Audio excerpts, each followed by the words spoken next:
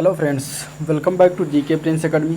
तो हम लोग डिस्कस कर रहे थे यूथ कंपटीशन टाइम्स के आरआरबी रेलवे ग्रुप डी के परीक्षा के प्रैक्टिस सेट का। ठीक है, प्रैक्टिस सेट लगा रहे थे और इसमें हम लोग देख रहे थे प्रैक्टिस बुक में सामान्य विज्ञान के क्वेश्चन का, जिसमें 25 प्रश्नों की संख्या आने वाले हैं आपके पेपर में।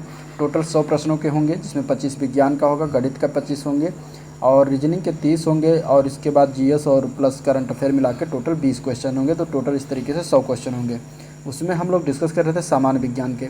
आज की इस वीडियो में हम लोग डिस्कस करेंगे प्रैक्टिस सेट नंबर 7। ठीक है, इसके पहले प्रैक्टिस सेट 6 तक हो चुका है। आप लोग चैनल के पेज पर जाइए, आप लोग वहाँ से उसको भी देख सकते हैं। प्लेलिस्ट बना दिया है, प्लेलिस्ट मैं डिस्क्रिप्शन में लिंक में दे दूँगा, वहाँ से उसको देख सकते हैं। ठीक है, तो चलिए वीडियो को स्टार्ट करते हैं। स्टार्ट करने से पहले अगर आप लोग चैनल पर नए हैं, अभी तक सब्सक्राइब नहीं किया है तो चैनल को सब्सक्राइब करें और अपने दोस्तों में ज़्यादा से ज़्यादा शेयर करें। वीडियो को पसंद आए तो लाइक करें। ठीक है, पहले क्वेश्चन की बात करेंगे तो 1 वोल्ट किसके बराबर होता है, ये पहला क्वेश्चन है सेट 7 का। अब 1 वोल्ट के बराबर पूछा गया है, तो 1 वोल्ट की बात करें, अगर हम वोल्ट की बात करते हैं, वोल्ट तो वोल्ट क्या होता है, तो वोल्ट जो होता है वो विद्युत विभव की वह इकाई होती है जो किसी 1 ओम के प्रतिरोध के दोनों सिरों पर लगाने पर क्या होता है, उसमें 1 एम्पियर की धारा जो है बहती है। ठीक है, 1 एम्पियर की धारा क्या होती है, बहती है। तो उसको क्या कहते हैं, 1 वोल्ट कहते हैं। ठीक है, 1 वोल्ट कहते हैं। तो इस तरीके से परिभाषा हो गई, यानी कि अगर हम ईएमएफ बराबर देखेंगे तो ऊर्जा बटा आवेश होता है। ठीक है, क्या होता है, ऊर्जा बटा आवेश होता है। तो ईएमएफ बराबर ऊर्जा बटा आवेश यानी कि W बटा Q होता है। तो इस तरीके से यहाँ W का कार्य क्या होता है, कार्य का मात्रा जूल होता है, पर क्यू यानी कि आवेश का मात्रा कूलाम होता है। तो जूल पर कूलाम हो जाएगा, या फिर इसको हम क्या कहेंगे, वोल्ट कहेंगे। तो 1 वोल्ट बराबर किसके होता है, जूल पर कूलाम। तो आपका आंसर इसमें क्या हो जाएगा, ए पार्ट हो जाएगा। 1 जूल पर 1 कूलाम होता है। ठीक है, क्या हो जाएगा आंसर, ए पार्ट हो जाएगा। तो इस तरीके से आप लोग ध्यान में रखिएगा। नेक्स्ट क्वेश्चन देखते हैं।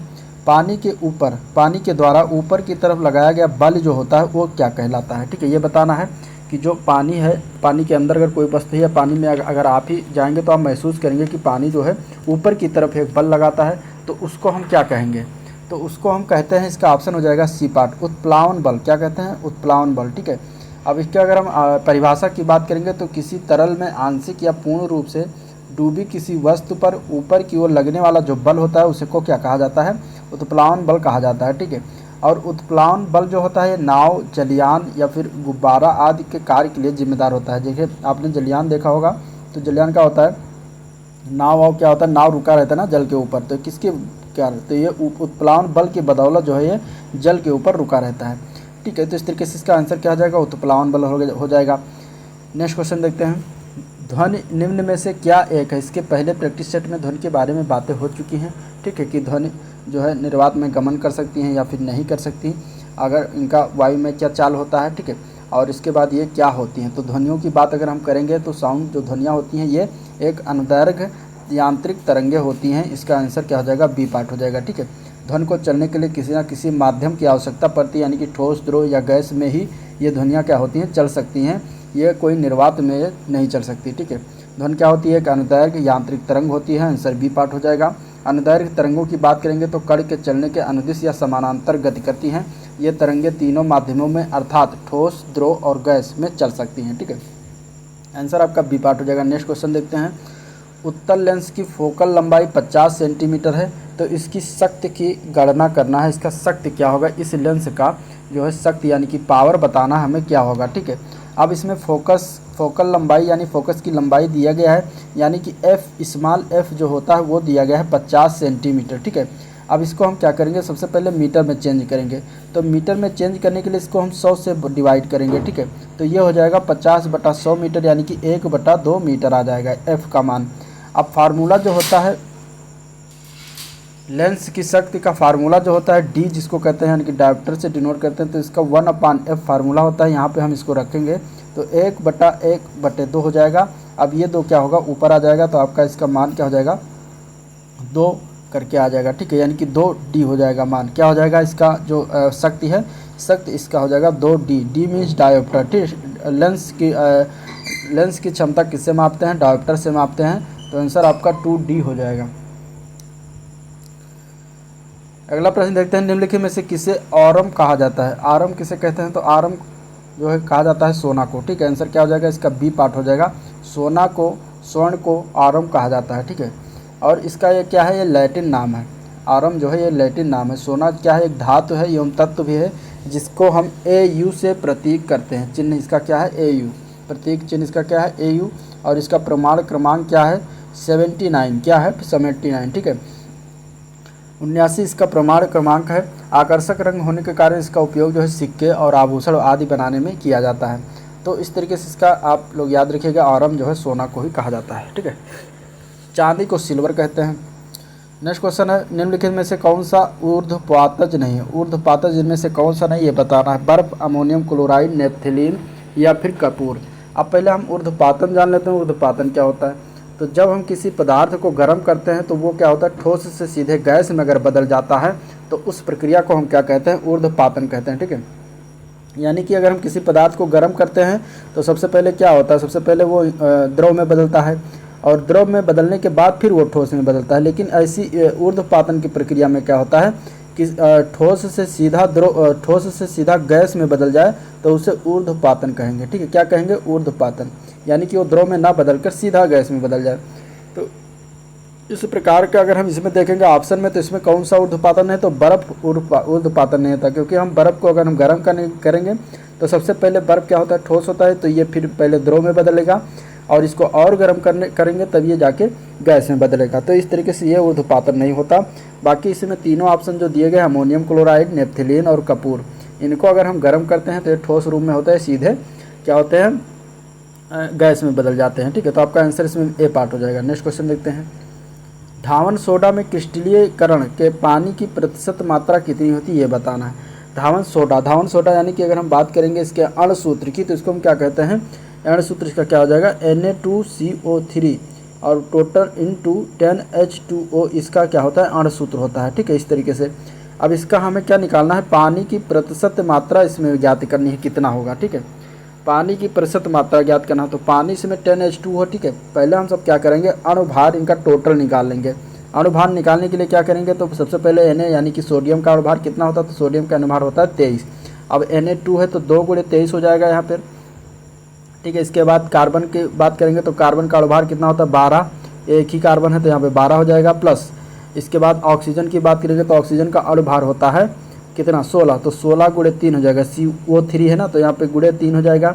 इसके बाद फिर प्लस करेंगे 10H2O है तो H का अणुभार कितना होता है, तो 10, H का भार होता है 1, तो 2 से 2 है तो 2 हो जाएगा, 2 × 1 = 2, प्लस O का मान होता है 16, ठीक है। अब 10 से गुणा है तो इस तरीके से कर देंगे। इसको अगर हम सॉल्व करेंगे तो 23 दूना 46 प्लस 12 प्लस 16 तो यहाँ 48 प्लस 16 2 18 दाहिया 180, ठीक है। टोटल को अगर हम ऐड करेंगे तो ये आपका आ जाएगा 286, तो इसका टोटल का अणुभार कितना आ गया, 286, ठीक है। कितना आ गया, 286 इसका पूरा जो है 286 अणुभार आ गया। अब इसमें से अगर हम पानी के अणुभार की बात करेंगे तो 10H2O है तो यही हो जाएगा, यानी कि 180, पानी का अणुभार कितना हो जाएगा, 180। अब इसमें हमें निकालना है पानी का परसेंटेज, तो मान लेते हैं कि x है तो पानी का परसेंटेज कैसे निकालेंगे, तो पानी का परसेंटेज निकालेंगे, पानी का अणुभार कितना है 180 बट जितना पूरा अणुभार हो जाएगा 286 और इंटू 100 कर देंगे तो ये क्या निकलेगा, ये पानी का अणुभार निकल आएगा, ठीक है। यहाँ से अगर हम इसको सॉल्व करते हैं तो इसका आंसर क्या हो जाएगा, इसका आंसर आ जाएगा लगभग 62.9%। कितना आ जाएगा, पानी का अणुभार 62.9%, ठीक है। इसको अगर हम डिवाइड करते हैं 180 बटे 286 और इंटू 100, तो इसको अगर हम सॉल्व करेंगे तो यहाँ से पानी का क्या हो जाएगा, अणुभार निकल आएगा, जो कि आएगा 62.9%, और यही आपका आंसर हो जाएगा जो कि डी पार्ट में दिया गया है। तो इस तरीके से परसेंटेज निकाला जाता है।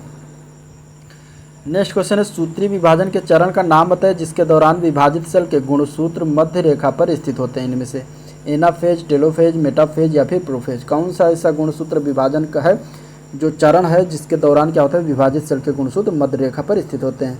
अगर हम इसमें आंसर का बात करेंगे तो हो जाएगा मेटाफेज। मेटाफेज स्थिति में क्या होता है, जो है सूत्री विभाजन ये क्या होता है, मध्य रेखा पर स्थित होते हैं, ठीक है। सूत्री विभाजन मुख्यतः जनन कोशिकाओं के अतिरिक्त सभी जीवित कायिक कोशिकाओं में भी होता है। सूत्री विभाजन प्रक्रिया के अंतर्गत मुख्यतः एक कोशिकीय जीवधारियों का जनन होता है एवं बहुकोशिकीय जीवधारियों में वृद्धि होती है। जीवधारियों में जो है सूत्री विभाजन की प्रक्रिया निरंतर चलती रहती है। पौधे में जो है सूत्री विभाजन मुख्यतः क्या होता है, विभोज्योतक है, ठीक है, विभोज्योतक कोशिकाओं में होता है, ठीक है। और ये जो है कोशिकाएं जड़ या तने के शीर्ष पर स्थित रहती हैं। सूत्रीय विभाजन प्रक्रिया के मेटाफेज जो चरण होता है, इसके दौरान विभाजित कोशिका के गुणसूत्र मध्य रेखा पर जो है स्थित होते हैं। तो आपका आंसर इसमें राइट क्या हो जाएगा, सी पार्ट हो जाएगा। नेक्स्ट क्वेश्चन है, एक नवजात बालिका की कोशिकाओं के में जो है गुणसूत्र का कौन सा संयोजन होता है। नवजात बालिका की कोशिकाओं में गुणसूत्र की बात कर रहा है, तो इसको देखते हैं। अगर हम मनुष्यों में बात करेंगे तो मनुष्य में कुल टोटल कितने होते हैं, 46 गुणसूत्र होते हैं। इनमें से 44 गुणसूत्र समजात होते हैं, यानी कि समान होते हैं, ऑटोसोम्स होते हैं। और समजात गुणसूत्र जो है स्त्री व पुरुष में समान होते हैं, ठीक है। पुरुष में जो क्या होता है कि 23वीं जोड़ी है, यानी कि 23 जो होता है गुणसूत्र, वो क्या होता है, असमान गुणसूत्रों को क्या कहते हैं, हेट्रोसोम्स कहते हैं, ठीक है, या फिर लिंग गुणसूत्र कहते हैं। और इन्हें किससे दर्शाते हैं, इन्हें XY से दर्शाते हैं। ये पुरुषों में होता है। इसके बाद स्त्रियों में 23वीं जोड़ी जो होते हैं वो क्या होते हैं, उन्हें समजात होते हैं। 23वीं जोड़ी क्या होती है, इनकी समजात ही होती है, यानी कि ऑटोसोम्स ही होता है, यानी कि ये XX ही होते हैं, सेम टू सेम। तो इस तरीके से इसमें अगर बालिका की बात किया जा रहा है तो बालिका में स्त्री में आ जाएगा, तो इसमें 44 गुणसूत्र होते हैं प्लस XX होता है। तो आंसर आपका इसमें क्या हो जाएगा, ए पार्ट हो जाएगा, 44 गुणसूत्र प्लस XX। अगर इसमें बालक की बात करेंगे, बच्चा की बात करेंगे, यानी कि मेल की बात करेंगे, तो इसमें क्या हो जाएगा, 44 गुणसूत्र प्लस YY हो जाता। तो आपको इसमें क्या हो जाएगा, आंसर ए पार्ट हो जाएगा, 44 गुणसूत्र प्लस XX। नेक्स्ट क्वेश्चन है, दांतों में सड़न शुरू हो जाती है जब मुंह का pH मान कितने से कम हो जाता है। दांतों में सड़न शुरू हो जाती है जब मुंह का pH मान कितना हो जाता है, कितने से कम रह जाता है। अगर हम इसमें आंसर की बात करेंगे तो आंसर हो जाएगा बी पार्ट, ठीक है। 5.5 से pH मान जब कम हो जाता है तो मुंह में सड़न शुरुआत हो जाता है, दांतों का क्षरण शुरू हो जाता है, ठीक है। अब इसमें देखेंगे भोजन के अवशेष मुंह में बने रहते हैं और मुंह में क्या होता है, उपस्थित बैक्टीरिया भोजन को सड़ाकर अम्ल उत्पन्न करते हैं, जिससे दांतों का क्या होता है, सड़न शुरू हो जाता है। यानी कि अम्ल 7 के अगर 7 pH मान होता है जो कि उदासीन होता है, 7 के इधर आएंगे यानी कि 4, 5, 3, 2, 1, तो ये क्या हो जाएगा, अम्ल होता जाएगा। जितने इधर बढ़ते जाएंगे 1 की तरफ उतने ही अम्लता ज़्यादा होती जाएगी। 7 के ऊपर जाएंगे 8, 9, 10 तो ये क्षारकता प्रदान करेगा। तो 5.5 आता है तो अम्लीय हो जाता है, तो वहाँ पे क्या हो जाता है कि मुंह में जो दांत होते हैं वो सड़न शुरू हो जाते हैं। चलिए नेक्स्ट देखते हैं। निम्नलिखित में से मानव मस्तिष्क का वह हिस्सा कौन सा है जिसमें विचारों का संग्रह होता है। इसका आंसर क्या हो जाएगा, मस्तिष्क का कौन सा हिस्सा होता है जहाँ पर विचार करा जाता है, विचार उत्पन्न होते हैं। आंसर की बात करेंगे तो वो हो जाएगा अग्र मस्तिष्क। कौन मस्तिष्क होता है, अग्र मस्तिष्क, ठीक है। मानव मस्तिष्क के 3 भाग होते हैं। पहला होता है अग्र मस्तिष्क यानी कि फोर ब्रेन, दूसरा होता है मध्य मस्तिष्क और तीसरा होता है पश्च मस्तिष्क यानी कि हिंड ब्रेन, ठीक है। मानव के अग्र मस्तिष्क के 3 भाग होते हैं। पहला होता है ऑल्फैक्टरी ब्रेन, दूसरा होता है प्रमस्तिष्क यानी कि सेरेब्रम जिसको कहते हैं, और यह जो है संपूर्ण मस्तिष्क का लगभग 80% होता है, ठीक है। अग्र मस्तिष्क जो होता है पश्च मस्तिष्क, अग्र मस्तिष्क पश्च, ये जो होता है तीसरा भाग होता है अग्र मस्तिष्क का, और ये जो है अग्र मस्तिष्क का पिछला भाग होता है। इसकी मध्य रेखा पर एक उंगली के समान उभार पीनियल वृत्त यानी कि पीनियल स्टाल्क होता है, जिसके सिरे पर अंतःस्रावी ग्रंथ पीनियल ग्रंथि लगी होती है, ठीक है। मानव में जो है अग्र मस्तिष्क अति विकसित होता है एवं समस्त बुद्धि, चेतना, इच्छा शक्ति, ज्ञान, स्मृति, वाणी, चिंतन एवं विचार संग्रह का केंद्र होता है। अतः यही जो है पढ़ने, लिखने, बोलने, सोचने, समझने आदि की जो है क्षमता प्रदान करता है, ठीक है। अग्र मस्तिष्क जो होता है वो हंसने, रोने, मलमूत्र त्याग आदि जो है प्रतिवर्ती क्रियाएं जो होती हैं इसका भी नियंत्रण करता है, और यह जो है संवेदी सूचनाओं के प्रसारण केंद्र का कार्य करता है। इसमें जो है श्रवण हुआ, दृष्टि, स्वाद, स्पर्श, ताप, दाब आदि की सूचनाएं होती हैं, ठीक है। तो इस तरीके से आपका इसमें आंसर क्या हो जाएगा, अग्र मस्तिष्क। नेक्स्ट क्वेश्चन है, यदि डैश शामिल हो तो और भी अधिक विविधता उत्पन्न हो जाएगी। इनमें से बताना है कि कौन सा ऐसा चीज़ जो शामिल कर लिया जाए जिससे कि और अधिक विविधता जो है उत्पन्न हो जाएगी। तो अगर हम इसमें देखेंगे तो इसमें आंसर हो जाएगा लैंगिक प्रजनन, ठीक है। यदि लैंगिक प्रजनन शामिल हो तो और भी क्या हो जाएगा, अधिक विविधता उत्पन्न हो जाएगी, ठीक है। अब इसमें लैंगिक प्रजनन की बात करें तो अन्य प्रजनन प्रक्रियाओं की अपेक्षा लैंगिक प्रजनन या तथा इसकी लैंगिक जनन प्रक्रिया से उत्पन्न संततियों में क्या होती है, अधिक विविधता उत्पन्न होती है। लैंगिक जनन में दोनों युग्मक जो है अलग अलग संततियों से आते हैं और उनमें क्या होता है, गुणसूत्रों का अर्धसूत्री विभाजन द्वारा युग्मनज का निर्माण होता है, जिसके कारण संतति अपने नए लक्षणों का विकास करता है। तो आंसर इसका क्या हो जाएगा, ए पार्ट हो जाएगा। अगला प्रश्न देखते हैं। अगला प्रश्न है, इनमें से कौन सा सामान्यतः चूहा, पिस्सू यानी कि रैट फ्ली से संक्रमित होता है, ठीक है। कौन सा रोग इसमें बताना है, रोहिणी यानी कि डिप्थीरिया, कॉलेरा या फिर मलेरिया या फिर प्लेग। कौन होता है कि चूहा के पिस्सुओं के द्वारा फैलता है। इसके आंसर की बात करेंगे तो आंसर हो जाएगा डी पार्ट, ठीक है। चूहा के शरीर पर जो है पिस्सू नामक एक पाए जाते हैं, छोटी छोटी चीज मतलब होते हैं ये छोटे टाइप के, इनको फ्ली कहते हैं। और ये क्या करते हैं, प्लेग फैलाते हैं, ठीक है। प्लेग क्या है, संसार की सबसे पुरानी महामारियों में से एक है, बीमारी है। इसे जो है ब्लैक डेथ या पेस्ट आदि के नाम से भी जाना जाता है। मुख्य रूप से यह कृंतक प्राणियों प्रायः चूहे का रोग होता है जो पास्चुरेला पेस्टिस नामक जीवाणु द्वारा उत्पन्न होता है, ठीक है। और ये जो है आदमी का ये रोग प्रत्यक्ष संसर्ग अथवा पिस्सू के दंश से लगता है। तो इस तरीके से इसका आंसर क्या हो जाएगा, डी पार्ट हो जाएगा, प्लेग। नेक्स्ट क्वेश्चन देखते हैं, निम्नलिखित में से किसकी इकाई जो है ऊर्जा की इकाई के समान होती है, यानी कि किसका मात्रक ऊर्जा के मात्रक के समान होता है, ये बताना है। तो इसमें अगर हम बात करेंगे तो ऑप्शन में अगर देखेंगे तो ये पार्ट जो दिया गया शक्ति, तो शक्ति दिया है, ऑप्शन बी में घनत्व दिया है, सी में कार्य दिया है और डी में बल दिया है। राइट आंसर की बात करेंगे तो आपका आंसर हो जाएगा सी पार्ट, ठीक है। कार्य का मात्रक क्या होता है, जूल ऊर्जा के मात्रक के बराबर होता है, समान होता है। अगर हम देखेंगे तो अंतर्राष्ट्रीय जो इकाई प्रणाली के अंतर्गत अगर देखेंगे तो जूल जो होता है, जूल, ठीक है, जूल क्या होता है, ऊर्जा एवं कार्य का व्युत्पन्न मात्रक होता है, यानी कि दोनों का होता है, ठीक है। तो अगर हम देखेंगे तो एक जूल जो होता है एक न्यूटन के बल को, एक न्यूटन को बल की दिशा में, एक न्यूटन बल को बल की दिशा में 1 मीटर दूरी तक लगाने में, या फिर 1 एम्पियर की विद्युत धारा को 1 ओम के प्रतिरोध से 1 सेकंड तक गुजारने में व्यय हुई जो विद्युत ऊर्जा या किया गया जो कार्य के बराबर होता है। आप लोग इसको याद रखिएगा, ऊर्जा का जो है मात्रक क्या होता है, जूल होता है, और कार्य का भी मात्रक जूल होता है। नेक्स्ट क्वेश्चन, सामान्यतः परमाणु के नाभिक में क्या होता है। अब इसमें पूछा गया इंपॉर्टेंट क्वेश्चन है, इसमें समानता परमाणु के नाभिक में क्या होता है। तो परमाणु के नाभिक में होता है प्रोटॉन और न्यूट्रॉन, ठीक है। प्रोटॉन और न्यूट्रॉन जो होता है वो परमाणु के नाभिक में होता है। इलेक्ट्रॉन कहाँ होता है, तो नाभिक जो होता है उसके चारों ओर क्या करता है, इलेक्ट्रॉन चक्कर लगाता है, ठीक है। इलेक्ट्रॉन क्या करता है, नाभिक के चारों ओर चक्कर लगाता है, और नाभिक में क्या होता है, प्रोटॉन और न्यूट्रॉन, ठीक है। अब इसके अगर हम बात करें तो परमाणु किसी तत्व का छोटे से छोटा कण होता है जो किसी भी रासायनिक क्रिया में भाग लेता है परंतु स्वतंत्र अवस्था में नहीं रह सकता। परमाणु के नाभिक में प्रोटॉन और न्यूट्रॉन होता है। तो इस तरीके से आंसर इसमें क्या हो जाएगा, ए पार्ट हो जाएगा। नेक्स्ट क्वेश्चन देखते हैं, मान ले एक ग्रह है जिसका द्रव्यमान और त्रिज्या दोनों पृथ्वी के समान और त्रिज्या से 2 गुने हैं, ठीक है। यानी कि द्रव्यमान क्या है, समान और त्रिज्या से 2 गुना है, और उस ग्रह की सतह पर गुरुत्वाकर्षण के कारण त्वरण पृथ्वी पर से n गुना है। तो n का मान कितना होगा ये बताना है, ठीक है। अब अगर हम बात करेंगे तो पृथ्वी पर गुरुत्वीय त्वरण जो स्मॉल g है वो कितना होता है।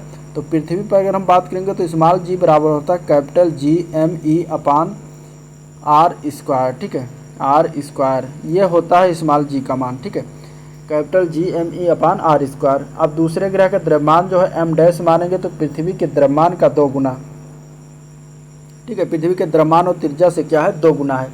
तो जो दूसरे ग्रह का द्रव्यमान क्या हो जाएगा, यानी कि m डैश अगर हम उसको मानते हैं तो उसका 2 गुना हो जाएगा, यानी 2m के बराबर है उसका, पृथ्वी के द्रव्यमान का 2 गुना। और त्रिज्या भी क्या है, r डैश अगर मान लेते हैं तो 2r हो जाएगा, ठीक है, पृथ्वी के त्रिज्या का 2 गुना।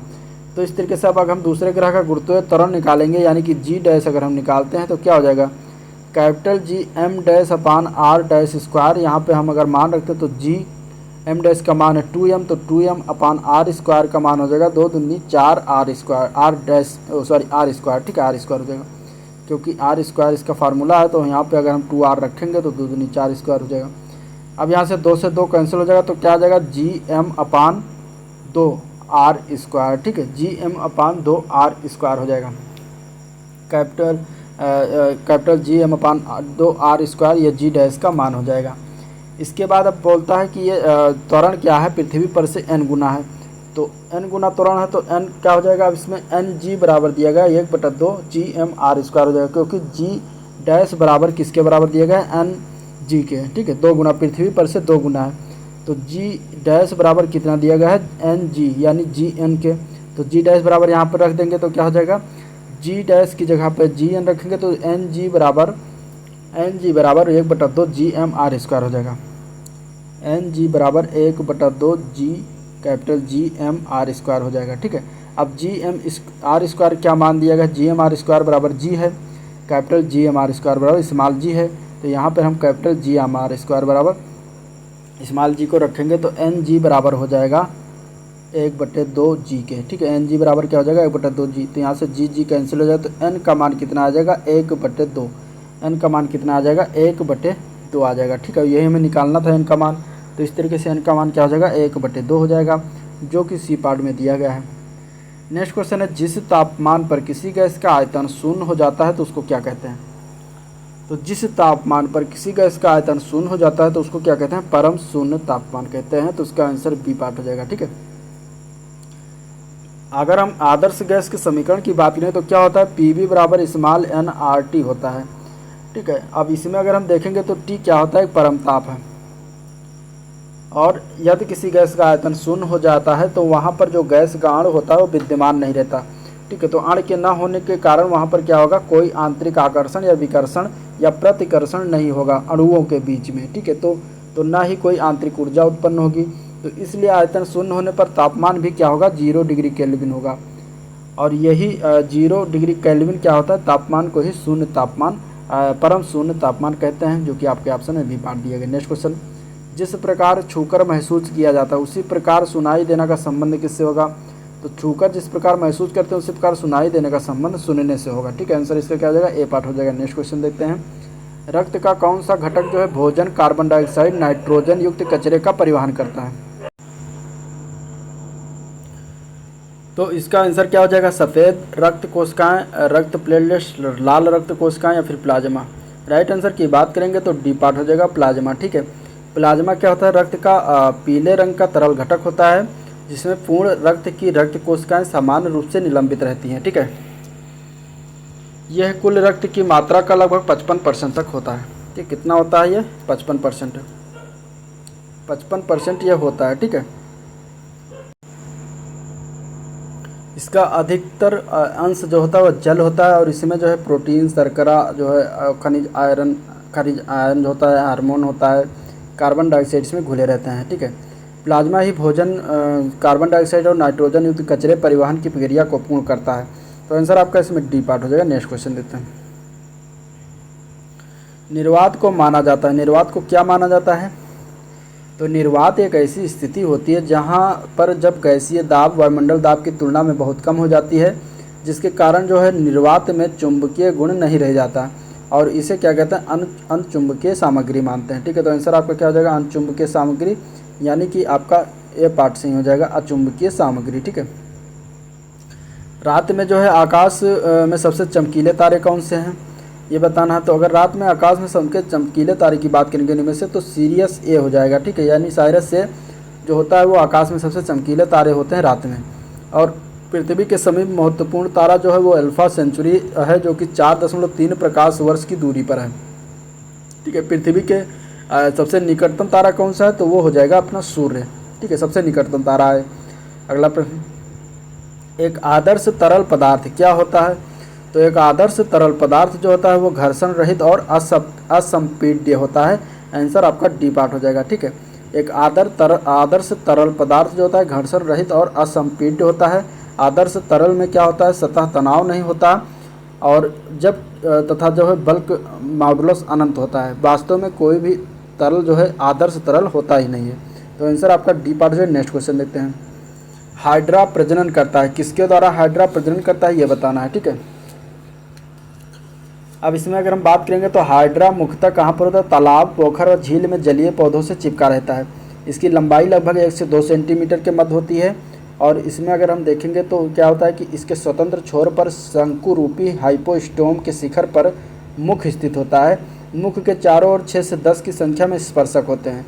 इनमें शरीर के एक मध्य स्थित गुहा को जो है जठर गुहा या फिर सिलेंड्रॉन कहते हैं, ठीक है। हाइड्रा क्या होता है, मुख्यतः मुकुलन द्वारा प्रजनन करता है, किसके द्वारा, मुकुलन द्वारा। तो आंसर आपका सी पार्ट हो जाएगा, ठीक है।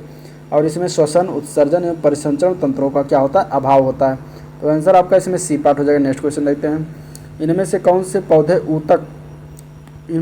पौधे के ऊतक कोशिका विभाजन करने में सक्षम है। अगर हम इसके आंसर की बात करेंगे तो उसका नाम हो जाएगा विभज्योतक। क्या होता है, विभज्योतक जो होता है ये ऊतक कोशिका विभाजन करने में सक्षम होता है, जो कि पौधों में होता है। तो आंसर आपका इसमें सी पार्ट हो जाएगा। नेक्स्ट क्वेश्चन देखते हैं, नकारात्मक त्वरण निम्न में से किस दिशा के विपरीत होता है। नकारात्मक त्वरण की बात करेंगे तो ये क्या होता है, वेग की दिशा में विपरीत होता है, ठीक है। वेग के विपरीत होता है। वेग अगर इधर चले तो नकारात्मक, तो इधर चलेगा। किसी वस्तु के वेग में बराबर समय अंतरालों में जो है बराबर परिवर्तन होने की स्थिति में त्वरण एक समान रहता है। जब किसी वस्तु के वेग का परिमाण समय के साथ साथ बढ़ता है तो त्वरण धनात्मक तथा घटने पर क्या होता है, त्वरण ऋणात्मक होता है। ठीक है, जिसे क्या कहते हैं, मंदन कहते हैं। नेक्स्ट क्वेश्चन, कार्बन डाइऑक्साइड में कार्बन की प्रतिशत मात्रा बताना है, कितना होता है। तो CO2 में अगर हम बात करेंगे तो इसका पहले अणुभार निकालेंगे। तो CO2 में C का कितना होता है अणुभार, 12 प्लस 2 गुणे ऑक्सीजन 2 है तो 16 से गुणा कर देंगे। तो 16 दूना 32 और 12 44 हो जाएगा। तो टोटल CO2 का अणुभार कितना होता है, 44। कार्बन का निकालना है तो कार्बन का अणुभार 12 होता है, 44 में 12 कितना परसेंट है, तो इस तरीके से करके निकाल लेंगे। ठीक है, यहाँ से निकालेंगे तो ये लगभग 27.3% आ जाएगा। ठीक है, कार्बन की कितनी परसेंट मात्रा है, 27.3%। आंसर आपका डी पार्ट हो जाएगा। लास्ट क्वेश्चन इस वीडियो का है कि एक ट्राली विरामावस्था से 2 मीटर पर सेकंड स्क्वायर के त्वरण से गतिमान होती है तो 4 सेकंड बाद उसका वेग पूछा गया क्या होगा। ठीक है, दिया गया है a बराबर 2 मीटर पर सेकंड स्क्वायर, अंतिम वेग जो है ज्ञात करना है 4 सेकंड t दिया गया और प्रारंभिक वेग क्या है, 0 अवस्था, क्योंकि विरामावस्था से चल रही तो u बराबर 0 हो जाएगा।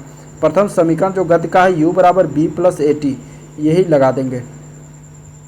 यहाँ इसका मान रख देंगे, u बराबर 0 है, v निकालना है, a का मान है 2 मीटर पर सेकंड इंटू t का मान है 4। ठीक है, रख देंगे तो v का मान आ जाएगा 4 दूनी 8 मीटर पर सेकंड। ठीक है, कितना हो जाएगा, 4 दूनी 8 मीटर पर सेकंड। तो आपका आंसर इसमें राइट क्या हो जाएगा, ए पार्ट हो जाएगा, 8 मीटर से पर सेकंड। ठीक है, सी पार्ट में 8 मीटर पर सेकंड स्क्वायर दिया गया और स्क्वायर किसका होता है, ये त्वरण का मात्रक होता है, जो कि ये गलत है। आपका राइट आंसर वेग का क्या होता है, मात्रक मीटर पर सेकंड। तो आंसर आपका ए पार्ट हो जाएगा, ये याद रखिएगा। तो ये था आज का ओवरऑल वीडियो जिसमें हम लोगों ने डिस्कशन किया। अगर वीडियो पसंद आया तो लाइक करिए, चैनल को सब्सक्राइब करिए, साथ में अपने दोस्तों में ज़्यादा से ज़्यादा शेयर करिए। ठीक है, और आज का वीडियो यहाँ पर एंड करते हैं, मिलते हैं इसके नेक्स्ट वीडियो में। तब तक के लिए थैंक यू, नमस्कार।